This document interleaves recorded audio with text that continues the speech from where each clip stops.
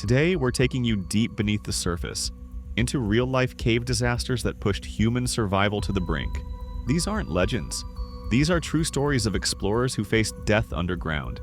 In South Wales, a man plummeted through the dark depths of Ogof Ffynnon Ddu, shattering bones and becoming trapped in one of the UK's most unforgiving cave systems. In another chilling case, a caver was struck by sudden gastrointestinal bleeding. Far from help, far from light, and far from hope. And finally, a group's desperate fight for survival as rising floodwaters sealed the cave's only escape, threatening to entomb them alive.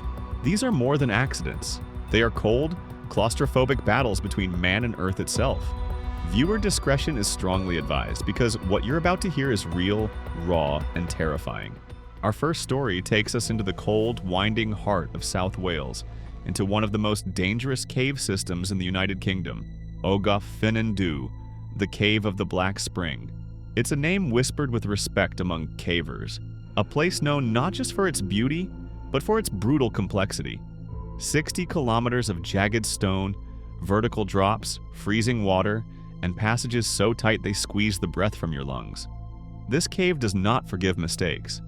On the morning of November 6, 2021, 38-year-old George Linnane descended into Ogof Ffynnon Ddu with a fellow caver. George wasn't a thrill-seeker looking for adventure. He was a trained explorer, seasoned in technical cave navigation. He knew the risks, understood the terrain, and had prepared for the grueling route ahead. But no amount of training could prepare him for what was coming. The two-man team ventured into some of the system's most remote sections, kilometers from the nearest surface, where the sunlight could never reach, and the only sounds were the rush of underground streams and the scrape of their gear against stone. Then, somewhere in that silent blackness, something went horribly wrong. George fell. No one saw it happen. One minute he was fine, going through the rock like he always had. The next he was broken, lying in the darkness with shattered ribs, a fractured jaw, and damage to his spine. He couldn't move, couldn't call out. Every breath was a razor, and in that moment, Ogof Ffynnon Ddu transformed from a cave into a coffin. His companion was forced to scramble for help, leaving George injured and alone in the depths. The journey out was a nightmare in itself. Miles of crawling, climbing, squeezing through passages barely wider than a man's shoulders, all while knowing his friend was suffering, deep inside the earth. The moment George's companion surfaced, breathless and shaken, the call for help began rippling through the underground rescue network. Within minutes, an emergency alert was dispatched to the South and Mid Wales Cave Rescue Team, a dedicated unit of volunteer heroes who trained for exactly this kind of nightmare. But it wouldn't stop there. The situation was far too serious. The alert was escalated, fast. What followed became one of the largest cave rescue operations in British history. Teams began to mobilize. From all across the UK, highly trained cave rescue personnel arrived, more than 250 responders in total. These weren't just volunteers. They were medics, climbers, engineers, mountain rescue units, communication specialists. The British Cave Rescue Council took command alongside local emergency services. Above ground, coordination centers lit up with activity. Underground, the work was only beginning. Reaching George wasn't just a matter of walking in. He was deep, several kilometers inside a system designed by nature to resist intrusion. The rescuers would have to crawl, climb, and sometimes chip their way through to reach him. By the time the first wave of medical personnel arrived at his side, George had been lying injured in the cold, wet darkness for hours. There was no time to spare, but there was also no room for error. His injuries were severe: a broken jaw, crushed ribs, a spinal injury. Any rough movement could mean permanent paralysis or worse. So the team worked with painstaking precision. He was stabilized where he lay, fitted with a neck brace, carefully slipped into a vacuum mattress that would cocoon his body and prevent further injury. Pain management meds were administered, but deep inside the cave there's only so much relief that can be given. Then came the next ordeal: extraction. Moving a man through Ogof Ffynnon Ddu is like trying to carry a stretcher through a collapsing maze. In some areas, the passages were so tight, rescuers had to lie flat and chip away at the stone itself just to squeeze the stretcher through. Where the rock opened into vertical shafts, rope and pulley systems were rigged with mathematical precision, raising George inch by inch in fragile stages. In wider chambers, hand teams took turns, rotating every few meters to prevent exhaustion. Communication was its own battle. Inside the cave, GPS is useless and radio signals vanish behind walls of stone. So they laid down field telephone lines, and when those failed, they relied on relay runners, people carrying messages through the pitch black, one tight crawl at a time. Every hour brought new obstacles: mud, cold, fatigue, but still they pushed forward. This wasn't just a rescue, it was a race against time, with the weight of a man's life on their shoulders. As hours turned into days, the rescue effort became a carefully orchestrated dance of endurance, precision, and teamwork. Crews were rotated in strategic shifts, each member handpicked for their role: medics, riggers, stretcher haulers, route scouts, coordinators. Some guarded critical junctions to ensure safety, while others navigated ahead to adjust rope systems, reinforce the path, or prepare for the next grueling section.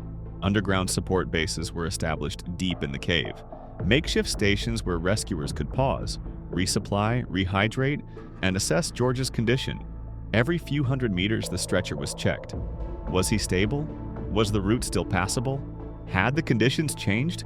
Above ground, at Penwilt Quarry, a surface command center buzzed with constant activity. Maps lined the walls, radios crackled with updates, teams monitored weather systems hour by hour, aware that even light rainfall could raise underground water levels and turn narrow streamways into deadly traps. Inside Ogof Ffynnon Ddu, the route was broken into segments, each one a battlefield of its own. Some required near vertical hauling.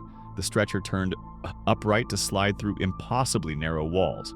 Others forced the team to crawl for meters in the mud, dragging George gently inch by inch. No two sections were alike. Slopes steepened, ceilings dropped, and the physical toll on rescuers mounted with every stretch. To keep the operation fluid, planners mapped the entire rescue route in zones. Each team operated in overlapping shifts to ensure no delay, no missed connection. Before anyone entered the cave, they were briefed on terrain conditions, medical protocols, and equipment needs. Communication remained low-tech but effective. And then there was the water. Ogof Ffynnon Ddu doesn't rest. Its streamways flow cold and fast. Hypothermia was a constant threat, not just for George, but for every rescuer who stood knee-deep for hours in frigid pools or lay flat on cold stone floors. Gear was carefully selected to minimize heat loss, and everyone knew that a wrong step could mean disaster. 57 hours after it all began, the nightmare came to an end. On the evening of Monday, 8th November 2021, the stretcher finally emerged from the CWMWR entrance, the most feasible and safest exit point for George's injuries. As rescuers surfaced, dirtied and exhausted, the air filled with cheers. Floodlights caught the moment he was lifted out, bundled tightly but alive. An air ambulance was waiting. Within minutes, George was airborne, flown directly to Morriston Hospital in Swansea for emergency treatment. Doctors would later confirm what everyone underground already knew. He had survived the impossible. A shattered jaw, fractured ribs, a damaged spine. But thanks to the calm thinking of his companion and the heroic, coordinated effort of over 250 rescuers, George Linnane made it out alive. This was one of the longest and most complex cave rescues in UK history, a mission that proved when the Earth tries to keep someone captive, humanity can still find a way to bring them home. Ogof Ffynnon Ddu remains a popular but unforgiving site, nestled within a protected nature reserve and overseen by the South Wales Caving Club. Access is strictly regulated, and for good reason. With its maze-like structure, unpredictable conditions, and sheer physical demands, this is a cave where only the trained, the experienced, and the thoroughly prepared should dare to venture. Now we leave the rainy hills of Wales and head to an even more dangerous place. Deep under the sharp cliffs of the Taurus Mountains in southern Turkey, inside the cold and dark Morca Cave. This isn't your average cave. It's one of the deepest in Turkey, dropping more than 1,200 meters straight down into the earth. Inside, the air is freezing, hard to breathe, and it's so dark and tight that moving feels almost impossible. Morca is not a place for beginners, and no one goes in there alone. It was early September 2023 when an international research team entered the cave system, equipped with gear, maps, and months of planning. Among them was Dickey, a 40-year-old American speleologist, a veteran of deep cave expeditions, known across continents for his expertise in both exploration and cave rescue. Their goal was scientific: mapping, observation, discovery. But what they would face was survival. As the team descended into Morca, they passed through narrow vertical shafts, flooded passages, and tortuous squeezes. Supplies had to be lowered in segments. Campsites were established at depth, but the journey was grueling. Beyond 1,000 meters down, progress became a battle. And then, trouble. At a depth of 1,040 meters, Mark fell ill. The symptoms came fast: severe abdominal pain, vomiting, signs of internal bleeding. In any hospital, this would raise alarms, but here, deep underground, even minor health issues can become lethal. The team tried to stabilize him with the limited medical supplies they had, but it wasn't enough. His condition was deteriorating. A call for help was made, sent through the cave's crude but functional radio system. The message traveled slowly through rock and wire to the surface above, and the world responded. Within hours, Turkey's National Disaster Response Agency, AFAD, was activated. International cave rescue teams mobilized. Experts from Hungary, Bulgaria, Croatia, Italy, and the United States began arriving, each bringing something vital: medical gear, stretchers, rigging systems, and above all, experience. But there were no shortcuts. To reach Mark, rescuers had to descend over a kilometer into solid earth, carrying heavy equipment while battling the cold, the damp, and the ever-present danger of collapse. It took 5 days for the first medical responders to reach him. They found Mark weak, but alive. IV fluids were administered, antibiotics, pain management. Slowly, cautiously, his condition improved. But he couldn't walk. He couldn't climb.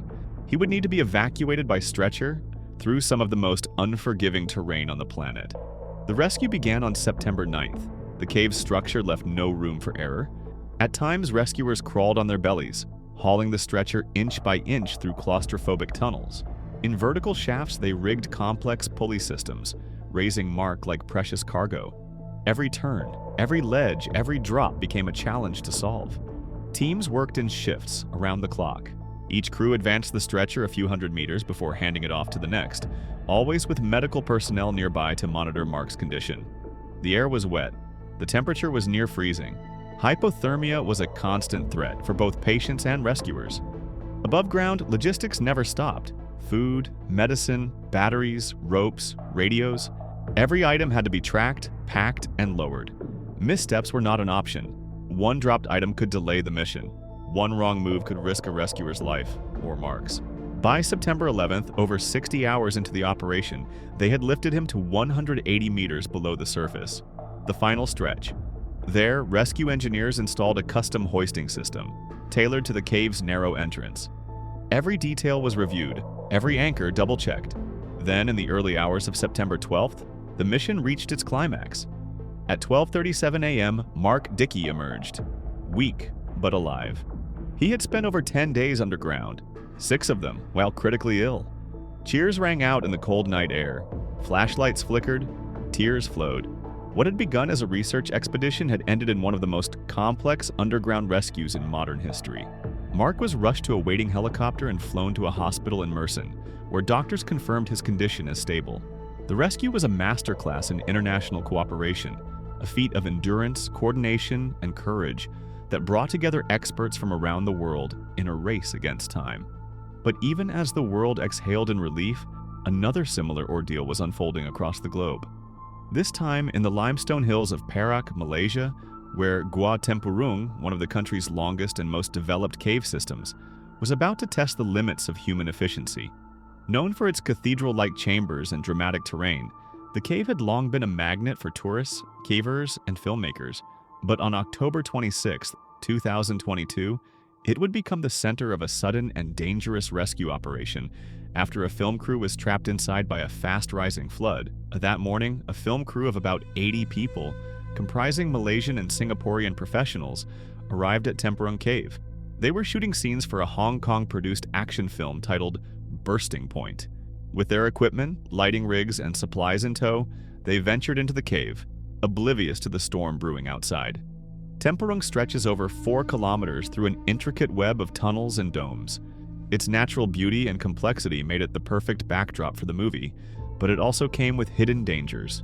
Despite some sections being developed for public use, complete with stairways and lights, others remained raw and exposed to nature's unpredictable whims, especially during Malaysia's notorious monsoon season. By mid-afternoon, everything seemed to be running smoothly.